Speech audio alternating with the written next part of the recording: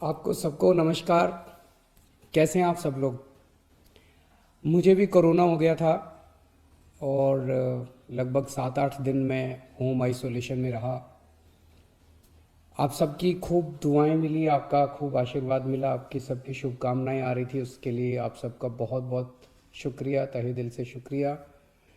मुझे लगभग 2 दिन बुखार रहा, उसके बाद मैं ठीक था लगातार, लेकिन जो कोविड के प्रोटोकॉल हैं उसके हिसाब से मैं 7-8 दिन होम आइसोलेशन में रहा।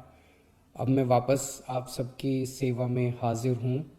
आप सब लोगों की शुभकामनाओं के लिए बहुत बहुत शुक्रिया। लेकिन दिल्ली में जो कोरोना की रफ्तार बहुत ज़्यादा तेज़ी से बढ़ रही है, उसको लेके मैं हमेशा से चिंतित था। हालांकि मैं होम आइसोलेशन में था, लेकिन फ़ोन के ऊपर मैं लगातार अ, अपने सभी ऑफिसर्स से, चीफ सेक्रेटरी साहब से, हेल्थ मिनिस्टर से, सबसे लगातार संपर्क में था। जो जो इंतज़ाम किए जा रहे हैं और जिस तरह से कोरोना की स्पीड बढ़ रही है उसके ऊपर मैं नज़र रखे हुए था। दिल्ली के अंदर जो कोरोना की, पूरे देश में कोरोना बहुत तेज़ी से बढ़ रहा है, दिल्ली में भी बहुत तेज़ी से बढ़ रहा है। रफ्तार बहुत ज़्यादा तेज़ है। मैं देख रहा था कि कल वाला जो हेल्थ बुलेटिन था उसमें लगभग 20,000 के करीब केसेस आए थे, और आज शाम को जो हेल्थ बुलेटिन आएगा उसमें लगभग 22,000 केसेस, पिछले 24 घंटे के 22,000 केसेस आएंगे। तो डेली बहुत तेज़ी से केसेस बढ़ रहे हैं, जिसको, जो एक चिंता का विषय तो है, लेकिन जैसे मैंने पहले भी बोला था, घबराने की बात नहीं है। जब मैं बोल रहा हूँ घबराने की बात नहीं है, तो मैं सारा डेटा एनालाइज करके बोल रहा हूँ।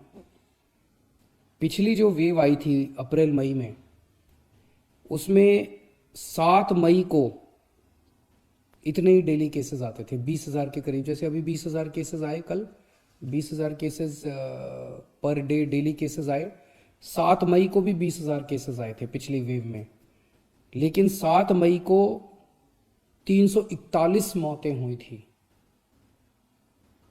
341 मौतें। लेकिन कल जब 20,000 केसेस आए हैं तो 7 मौत हुई हैं। एक भी नहीं होनी चाहिए, लेकिन कंपैरिजन में केवल 7 मौत हुई हैं। 7 मई को जब 20,000 केसेस आए थे तो लगभग 20,000 बेड्स दिल्ली में भरे हुए थे, लेकिन कल जब 20,000 केसेस आए हैं तो लगभग 1,500 बेड केवल दिल्ली में भरे हुए हैं। तो उस तरह से इस वेव के दौरान डेथ भी काफ़ी कम हो रही हैं और लोगों को अस्पताल जाने की भी काफ़ी कम ज़रूरत पड़ रही है। ये डेटा मैंने आपको इसलिए नहीं बताया कि इसलिए अब हम मास्क पहनना बंद कर देंगे और गैर जिम्मेदार हो जाएंगे। ये डेटा मैंने आपको इसलिए बताया कि पैनिक करने की कोई ज़रूरत नहीं है, घबराने की कोई ज़रूरत नहीं है, डरने की कोई ज़रूरत नहीं है, लेकिन जिम्मेदारी के साथ काम लेने की ज़रूरत है। जो मैं बार बार बोल रहा हूँ कि मास्क पहनना सबसे ज़रूरी है, मास्क पहनना सबसे ज़रूरी है। कई लोग मेरे से प्रश्न पूछ रहे हैं, लॉकडाउन लगेगा? हम लॉकडाउन नहीं लगाना चाहते, लॉकडाउन नहीं लगेगा अगर आप मास्क पहनोगे तो।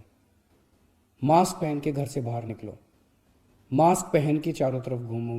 अगर ज़रूरत ना पड़े तो घर से बाहर ना ही निकलो अभी थोड़े दिन, कोई ज़रूरी नहीं है, लेकिन मास्क पहनना बहुत ज़रूरी है, सोशल डिस्टेंसिंग बहुत ज़रूरी है। हम लॉकडाउन नहीं लगाना चाहते, फ़िलहाल लॉकडाउन लगाने की कोई हमारी मंशा नहीं है। और हम चाहते हैं कि जल्दी से जल्दी ये वेव ख़त्म हो, और कोशिश हमारी है कि कम से कम रिस्ट्रिक्शंस हम लोग लगाएं, ताकि लोगों के रोज़ी रोटी चलती रहे, लोगों के रोज़गार चलते रहें। एलजी साहब और मैं दोनों मिलके पूरी सिचुएशन को लगातार हम लोग नज़र रखे हुए हैं। कल हमारी डीडीएमए की दोबारा मीटिंग है, उस मीटिंग में एक्सपर्ट्स के साथ फिर से हम रिव्यू करेंगे सिचुएशन को कि क्या और करने की ज़रूरत है, नहीं है। केंद्र सरकार से लगातार हम लोग संपर्क में हैं, केंद्र सरकार से भी हमें पूरा सहयोग मिल रहा है। तो सब लोग मिलके, मैं, एलजी साहब, हमारे सारे ऑफिसर्स, केंद्र सरकार, सब लोग मिलके सिचुएशन के ऊपर नज़र रखे हुए हैं और सिचुएशन को कंट्रोल किए हुए हैं। पहले भी हम सब दिल्ली वासियों ने मिलके कोरोना की इतनी बड़ी, इतनी खतरनाक लहर थी जो अप्रैल वाली थी, उसको हमने पार पा लिया। तो इस लहर को भी हम लोग पार पा लेंगे, चिंता करने की ज़रूरत नहीं है, लेकिन जिम्मेदारी के साथ काम करने की ज़रूरत है। और जिन जिन लोगों ने वैक्सीन नहीं लगवाया, प्लीज़ जाके वैक्सीन ज़रूर लगवा लीजिए। वैक्सीन लगाने से मतलब ये नहीं है कि करोना नहीं होगा, लेकिन करोना अगर हुआ तो आपको आ, कम माइल्ड करोना होगा, आपकी जान को खतरा नहीं होगा, आपको अस्पताल हो सकता है जाने की ज़रूरत ना पड़े। नमस्कार।